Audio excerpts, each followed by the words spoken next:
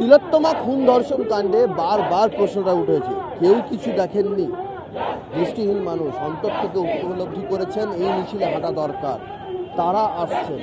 যখন তিলোত্তমা ধর্ষণ খুন কাণ্ডে বারবার প্রশ্নটা উঠছে যে কেউ কিছু দেখলো না, কেউ কিছু শুনলো না, এতদিন আগের থেকে অভিযোগ, সেখানে দৃষ্টিহীন মানুষেরা অন্তর্দৃষ্টি আছে, যেটা অনেক মানুষের আমাদের রাজ্যে অন্তর্দৃষ্টি নেই।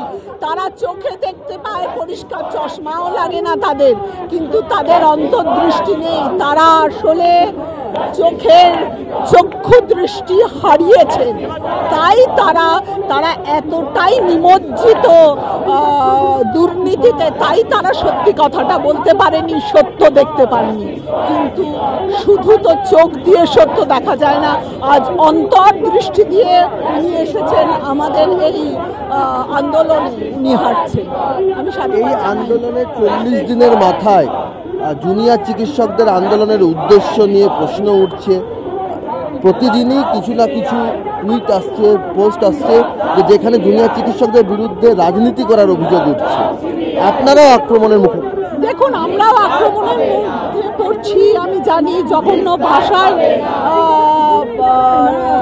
আক্রমণ করা হচ্ছে, এবং এটাও ঠিক যে জুনিয়র ডাক্তাররাও সেই আক্রমণের শিকার হচ্ছে।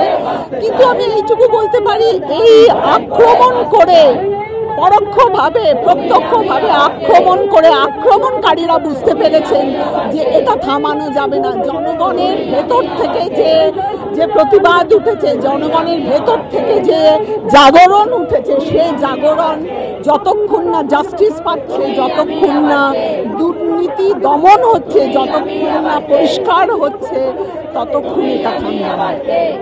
এই হাতটা হচ্ছে সবচেয়ে ইম্পর্টেন্ট।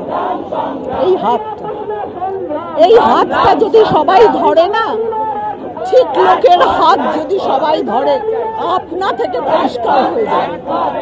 এই বিশ্বাস, মানুষ বিশ্বাস হারিয়ে ফেলেছিল যে বোধহয় দুর্নীতির বিরুদ্ধে কোনো রকমই কিছু হবে না, চিৎকার করলে, প্রতিবাদ করলে বোধহয় কিছু হবে না। মানুষ এবার বিশ্বাস করতে পেরেছে যে প্রতিবাদ করলে কিছু না কিছু হয়। কোন জায়গা থেকে, কোন ভাবনা থেকে আপনি এই মিছিলে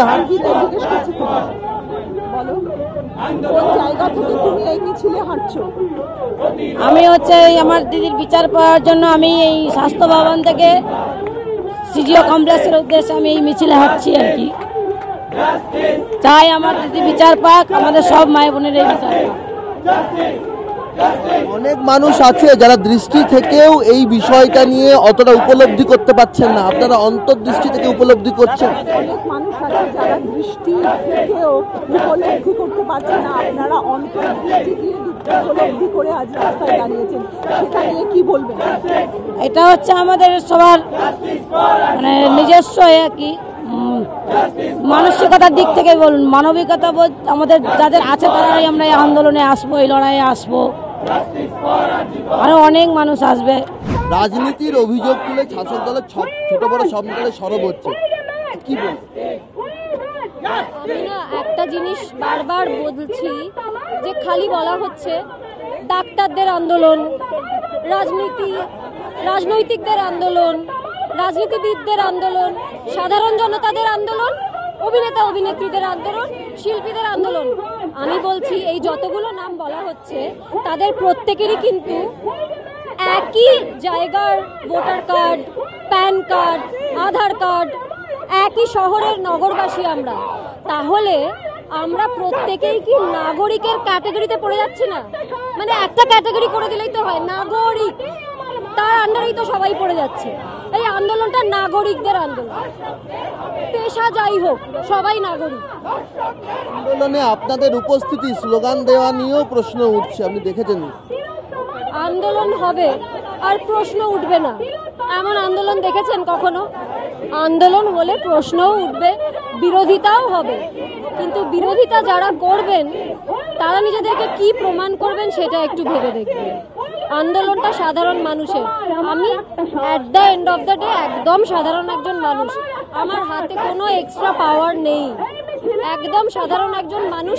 এবং আমি জেড গ্রেডের অভিনেত্রী, জেড গ্রেডের একজন অভিনেত্রী না হিসেবেও ধরতে পারেন। দৃষ্টিহীন মানুষকে নিয়ে মিছিলে হাঁটছেন, কোনো বিশেষ দৃষ্টিহীন মানুষকে নিয়ে এই মিছিলে হাঁটার বিশেষ কোনো তাৎপর্য? মানে ওনারা এসেছেন নিজেদের প্রাণের দায়, নিজেদের তাগিদে, ওনাদের মনে হয়েছে ওনারা হেসেছেন। আমি আনিনি ওদেরকে, এখানে এসে ঘটনাচক্রে দেখা হয়ে গেছে, কারোর একটা হাত ধরে হাঁটলে সুবিধে, ঘটনাচক্রে আমার পাশে এসে দাঁড়িয়েছেন, আমি হাতটা ধরেছি মানবিকতার খাতিরে। ওনার ইচ্ছে হয়েছে, উনি এসেছেন, উনি একজন অ্যাডাল্ট স্বাধীন নাগরিক, আমি আনিনি ওনাকে। ওনারা দৃষ্টি না থেকে অন্তর থেকে উপলব্ধি করে আসছেন, আর একদল মানুষ দৃষ্টি থেকেও দৃষ্টিহীনের অভিযোগে অভিযুক্ত। একদম একদম, তাদের বোধোদয় হোক এই প্রার্থনা করি ঈশ্বরের কাছে, এনাদের দেখে শিখুন কিছু। তিলোত্তমার ন্যায় বিচার না পাওয়া পর্যন্ত এই লড়াই থামবে না, আর যে লড়াইয়ে অন্তর্দৃষ্টি থাকা মানুষজনেরাও শরিক হচ্ছে। ক্যামেরায় মাখন পাত্রের সঙ্গে সৌরভ দত্ত, টিভি 9 বাংলা, কলকাতা।